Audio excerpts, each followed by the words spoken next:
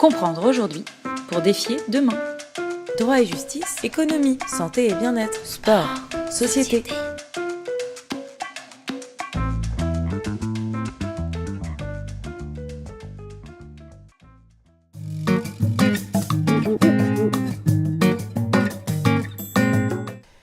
La qualité de vie au travail peut s'approcher de trois manières. Une conception un peu traditionnelle autour de la prévention des risques psychosociaux, le stress, le burn-out, et comment prévenir ces conséquences négatives pour les salariés, pour l'entreprise.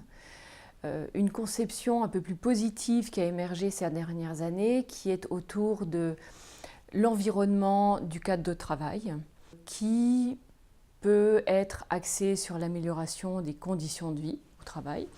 Alors ça peut être apporter des corbeilles de fruits, des fontaines à soda ou des salles pour faire la sieste. C'est une vision de la qualité de vie au travail un peu partielle, voire un peu gadget, en aménageant aussi les rythmes de travail. Et tout ça contribue effectivement à une amélioration de la qualité de vie au travail, mais reste un peu partielle. Et une troisième approche, plus riche, plus constructive, qui vise à créer les conditions de la confiance à travers l'environnement du travail. Et donc qui va permettre de capitaliser sur les effets bénéfiques de cette qualité de vie au travail en termes notamment d'engagement et de performance.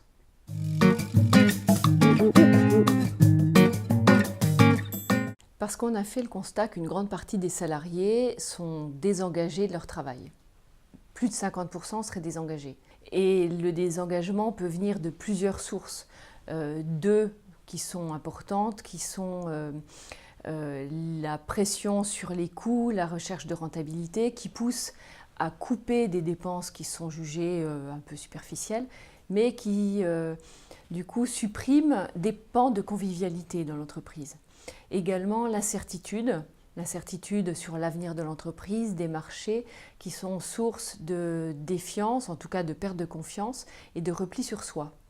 Et tout cela, ça crée donc du désengagement qui, lui, crée du turnover, une difficulté d'attirer des talents, donc des conséquences économiques pour l'entreprise qui sont importantes et qui ont amené les entreprises à réfléchir au contexte de travail. Et donc à se poser la question de la qualité de vie au travail.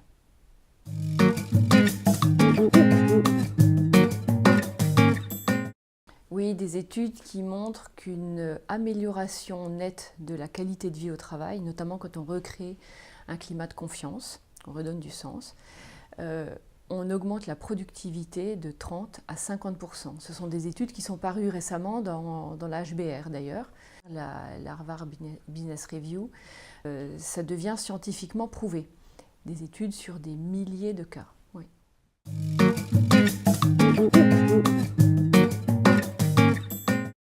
Alors on a un contexte et des évolutions à la fois sociales et technologiques qui ont favorisé une nouvelle réflexion sur l'environnement de travail.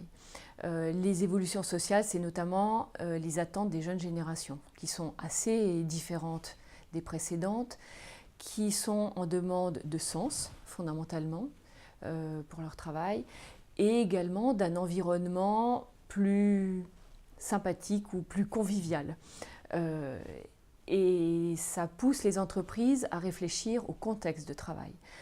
Les évolutions technologiques ont un effet positif ou négatif sur cette réflexion. Positif dans une certaine manière quand le partage des données facilité par les nouveaux moyens de communication va permettre d'aménager sa vie au travail et notamment des temps en partie chez soi, en partie au travail. Donc de répondre à certaines attentes des salariés. Il y a des évolutions technologiques qui sont plus porteuse de peur, notamment la robotisation, qui entraîne une réflexion fondamentale sur quel sera le travail demain et comment on va engager les salariés là-dedans. Et en générant de la peur, elle génère aussi une réflexion de la part des entreprises sur que va-t-on faire de nos salariés et une réflexion intéressante qui est comment valorise-t-on notre capital humain. Et donc la masse salariale se transforme en capital humain qui est intéressant dans la compétition demain, à condition cependant de valoriser cet actif, de le rendre adaptable, qu'il soit formé et adapté et adaptable parce que c'est la clé de la compétitivité des entreprises.